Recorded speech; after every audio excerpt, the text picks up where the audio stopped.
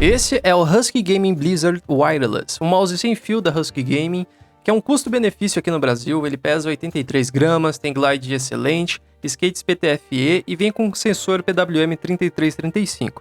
Na verdade mesmo, ele é um Fantech Helio XD3 com a logo da Kabum em cima dele. Eu me chamo André e seja bem-vindo ao DreZTech. O seu preço é de R$200 e ele é vendido só pela Kabum. Só tem ele na cor preto, diferente do XD3 que você pode encontrar aí no preto, no branco e no rosa. A caixa do mouse é bem bonita, tem várias infos de praticamente tudo que a gente precisa saber do mouse. Esse mouse é em parceria com a Kabum, então por isso que ele vai levar a logo da loja ao invés da logo da Husky Gaming. O unboxing foi uma delicinha, eu adorei que ele vem com uma bag de boa qualidade para você poder transportar o mouse. Aliás, ele é sem fio, e dentro dessa bag tem um adesivo da Husky Gaming, mouse skates adicionais PTFE de boa qualidade, manual do usuário e um cabo paracorde que serve para você poder carregar o mouse ou usar ele com fio. As suas dimensões são de 120mm de comprimento, 58mm de largura e 38mm de altura. É um mouse bem versátil, que atende a maioria das pegadas existentes. A minha mão ela tem 18 centímetros e fica confortável no mouse.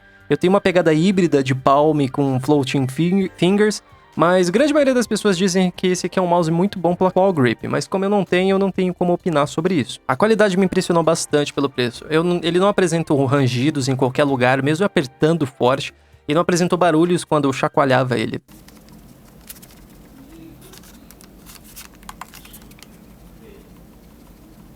O acabamento dele é um preto fosco, tem diferente textura entre as laterais do mouse e a parte de cima. Ele fica com marca de dedo facilmente, mas também é bem de boa de limpar. O botão de trocar o DPI na parte de cima, e o meu veio até texturizado, porque alguém deve ter colocado o dedo nele antes de secar, ou deve ser assim, não sei. Mas quando você aperta o botão de DPI, a cor do scroll muda, o que indica o DPI atual. Isso dá para ser ajustado lá pelo software, que a gente vai ver um pouquinho mais pra frente. Os botões laterais eu não gostei muito não, eu achei eles meio molengões, saca? Não é ruim, mas também não é bom. Já o scroll do mouse eu achei bem ruinzinho. Quando você pressiona dá pra sentir que ele demora um pouquinho pra voltar, e eu achei que o rolar dele, tanto pra cima quanto pra baixo, é meio lentão. Mas eu confesso que isso é uma das pouquíssimas coisas que eu detestei desse mouse. Na frente a gente vai ter entrada tipo C para você, que é onde você vai usar o cabo paracorde para você carregar o mouse ou usá-lo com fio. Embaixo a gente tem o acesso do receptor do mouse, que é um dongle USB tipo A. A gente também tem um switch que liga ou desliga o mouse, ou que deixa ele no modo econômico. Esse modo econômico, ele desliga as luzes do mouse para a bateria durar ainda mais. Ele pesa 83 gramas e é algo bem incrível para um mouse nesse preço. A maior parte do peso fica na parte de trás do mouse, que é onde a gente tem a bateria de 730 mAh. E para aqueles que estão saindo de um mouse mais pesado com fio, creio que vão gostar desse mouse. A minha unidade veio com pré-travel muito alto nos dois botões, na minha opinião. No botão esquerdo eu tenho que fazer uma força a mais do que eu gostaria para poder ativar o clique. E o pré-travel do botão direito não é tão forte quanto do esquerdo. Já o post-travel em ambos foi imperceptível. O som dos switches eu achei meio opaco e um pouquinho baixo. Eu não considero isso ruim, até porque pra mim isso é gosto e cada um tem o teu. O sensor é um PWM3335, que é comum você ver nesse preço de mouse e nesses mouses sem fio. É um sensor muito bom, ele é econômico para bateria, possibilita aí de 4.000 a 16.000 dpi.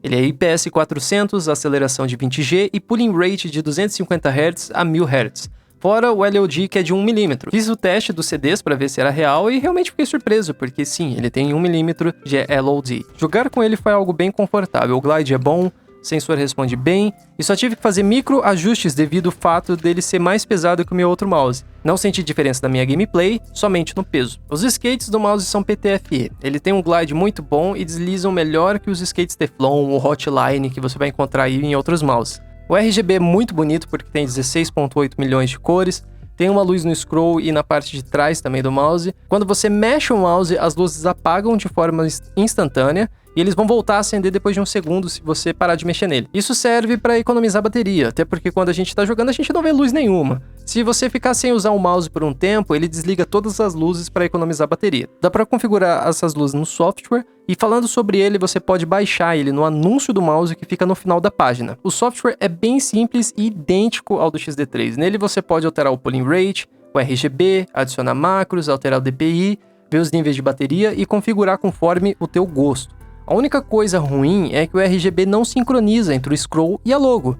Eu gostaria de deixar os dois sincronizadinhos, mas não tem essa opção.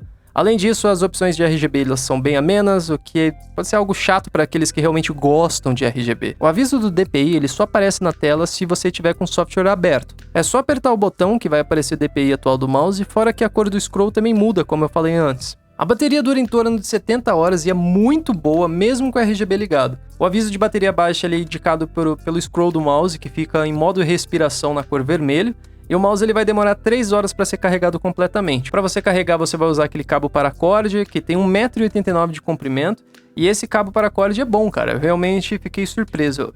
Tudo valeu a pena nesse pacote que veio com o mouse. Agora, para concluir, vamos dar um resumo. O ponto positivo é que ele é wireless, pesa 83 gramas, skates PTFE com excelente glide, fora que vem mais um ainda se você estragar o teu. O shape dele é ótimo, ele é paracorde, tem entrada tipo C, é RGB, sensor e tração excelente, a bateria que dura bastante, LOD de 1 mm, pulling rate ajustável, funciona em dual mode e tem excelente custo-benefício.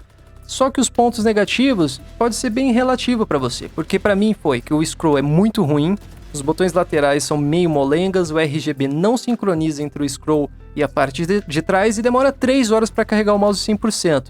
E fora que veio com a logo da Kabum. Eu recomendo esse mouse com toda certeza, pelo preço e pelas especificações aqui no Brasil, dificilmente você vai encontrar algo tão bom assim. Wireless é vida, mano. Quando você usa um periférico sem fio, você vai ver que quer que todos os outros também sejam sem fio, saca? Compra enquanto ainda estiver barato. Se você tiver preconceito com mouse sem fio, pega o irmão dele. É o mesmo mouse, só que com fio paracorde e um sensor PWM3389, que é o melhor sensor atualmente. Custa em torno de uns 200 também. Caso você queira pagar um pouquinho a mais e ter o da Fantech mesmo, é só checar os links na descrição, porque eu sei que vai ter uma grande parte de pessoas que detestou a logo que veio com o mouse. Na real, todos os links que estão aí, é só você dar uma acessada que você pode achar, beleza? E esse vídeo chegou ao seu fim. Deixa o seu like, inscreva nesse canal caso você não seja inscrito, e comenta aí o que você achou do review, se tem alguma dúvida, quem sabe eu posso sanar, beleza? Eu vou estar vendendo esse mouse por um preço mais baratinho, link vai estar na descrição, se você quiser é só falar comigo. Então eu vou ficando por aqui, aquele grande abraço e te espero no meu próximo vídeo. Tchau, tchau!